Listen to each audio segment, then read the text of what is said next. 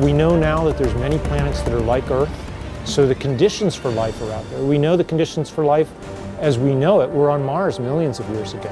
Space is going to be the next big industry. If you look at where the next trillion-dollar companies are going to be created, is going to be in the space tourism and humanity becoming a multi-planetary society.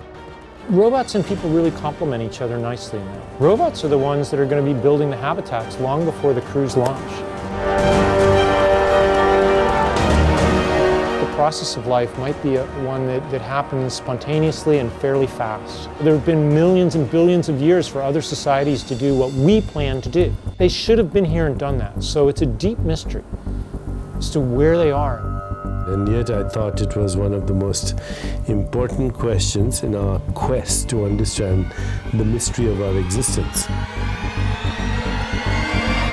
Love, compassion, joy, equanimity, insight, intuition, inspiration, creativity, imagination. These are the raw materials of the universe.